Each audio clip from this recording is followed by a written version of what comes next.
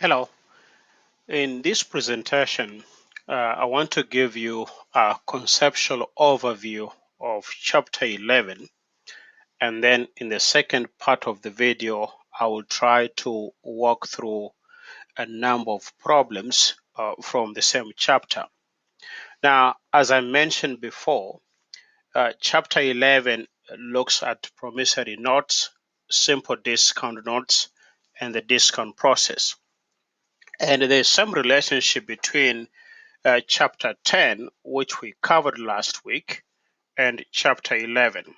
And you're going to see the way we compute, for example, interest as we saw in the previous chapter is the same process when it comes to computation of interest, even though we don't call it interest in this chapter.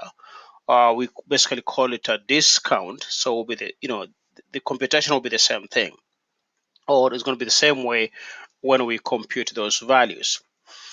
So as we begin the chapter, again, it's always important to understand the concepts, because then in some of the questions you'll be asked to compute, for example, the bank discount or the proceeds. Again, to be able to do so, knowing the concepts is very key.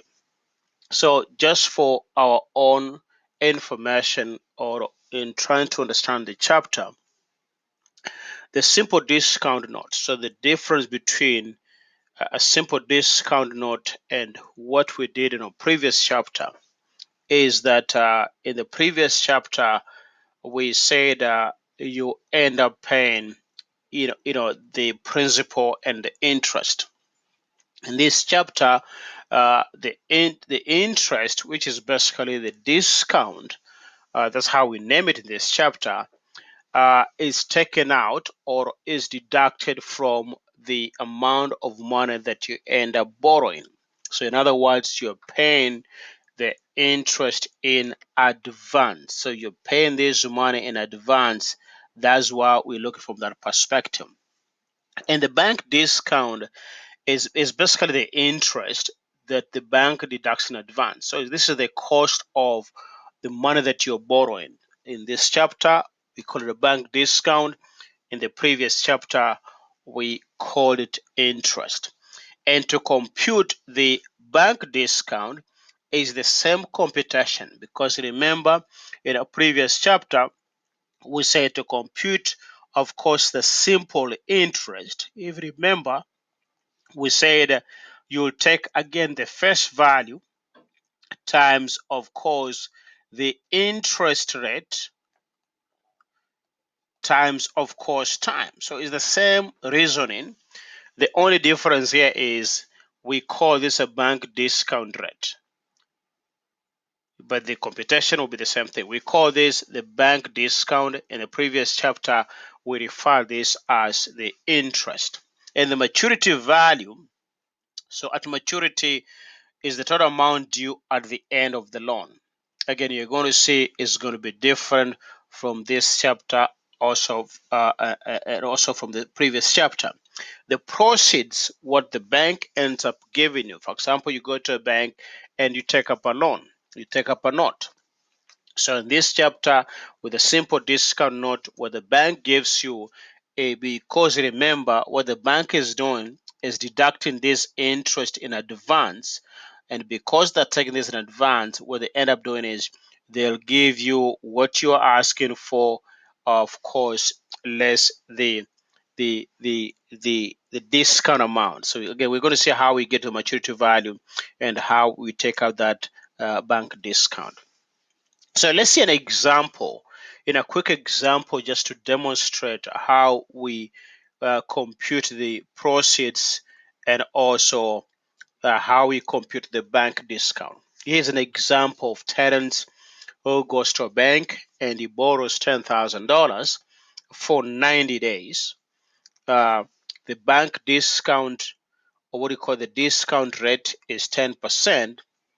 So then how much, what are the proceeds that Terence ends up receiving from the bank?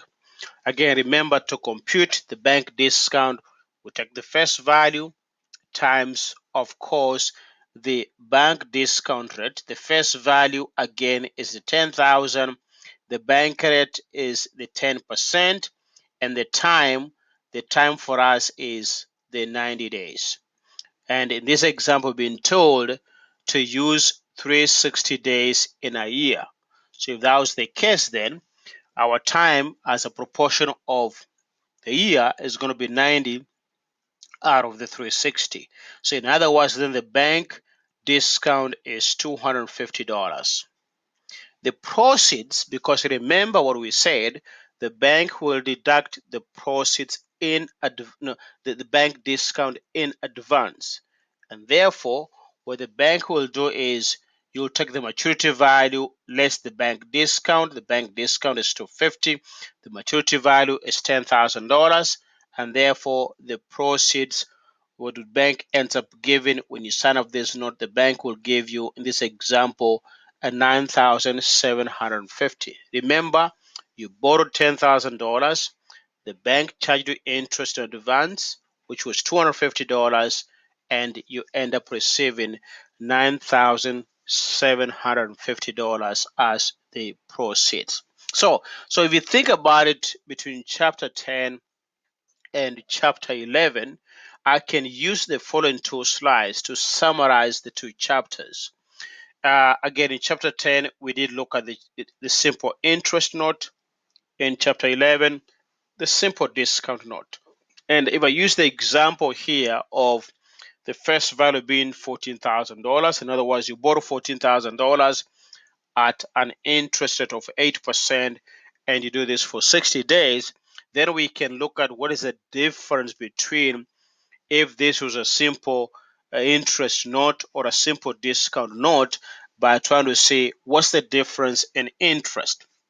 In terms of the interest, it's going to be the same, because remember we said we compute the interest and the discount the same way. So in that case, then the computation will be the same, and what you'll end up having is the same amount because the process is the same. In terms of maturity value, there is a difference, because remember from what we said on a previous chapter is the maturity value will be equal to the principal, how much we are borrowing, plus of course the interest. In this example, our maturity value is $14,000. No, our first value is $14,000. Sorry, and our interest is 186.67, and therefore 14,186 becomes our maturity value. Again, if this was a simple interest, in terms of a simple discount note, then of course the discount is taken out in advance, and therefore what we do, the maturity value is going to be when this matures. So when this note matures, what do you have to pay? It means then you're going to pay the face value, because you borrowed $14,000. You pay the interest in advance. At the end of the note, you'll pay the $14,000. So it's costing you $186.67 to borrow $14,000, but you pay the interest in advance. It's costing you $186.67 to borrow $14,000, but you're going to pay this at the end of the note. In that case, then you end up paying more than that.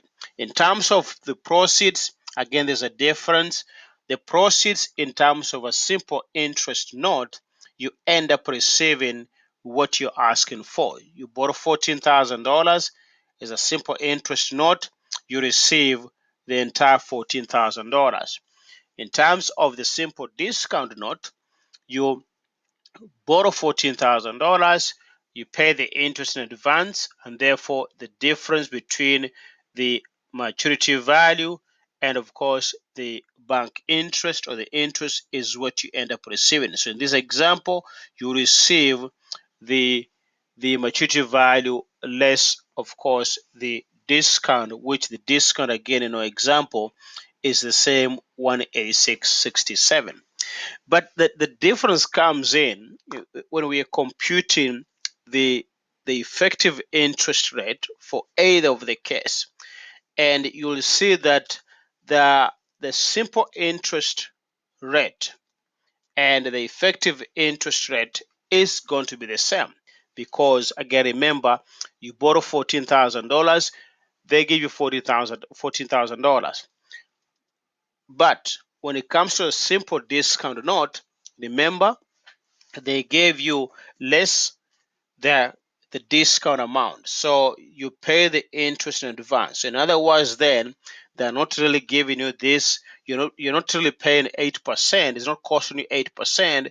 It's costing you more than 8%, because remember, you're receiving less than what your face value is. So in that case, then of course you end up seeing the effective interest rate being higher in a simple discount note than it is with a simple interest note. And the difference, again, here is the formula to compute the effective interest rate is the same thing, but the only difference is the changes are going to be with the proceed. The proceed is going to be different. In this example, you receive the entire amount that you're asking for. In the simple discount note, you receive less, of course, the bank discount. So you can look at this further, and again, conceptually, what you can end up seeing is the difference again between the two, a simple interest and a simple discount. And you can see this basically sums up the differences, and you can see the differences comes into maturity value. The difference is when it comes to the proceeds, and of course the difference comes to when it comes to the effective interest rate. But in terms of the interest, is going to be the same whether again is a simple discount note or is a simple interest note. So you can see the difference will be the same, yeah, in some respect, and there'll be some difference when it comes to the effective interest rates, the proceeds. So what you end up seeing, you have a difference in effective interest rate, you have a difference in terms of the proceeds you end up receiving is different, and in terms of the maturity value, you have a difference in maturity value, but in terms of the cost of the borrowing is the same. So this is the same in terms of the cost of borrowing. And just keep in mind, in one example, you're paying the note, you're paying the discount or the interest in advance, and that's why you end up seeing this difference. So I hope this information helps, and this is the formula on how to compute, of course, the the effective interest rate. So I hope this information helps, but I'm going to move forward and give you another snapshot on how to compute or how to apply this information on a number of problems. So look forward for the next video where I'll be addressing the chapter problems on how to apply these concepts. I hope the information helped, and let me know if you have any questions. Thank you.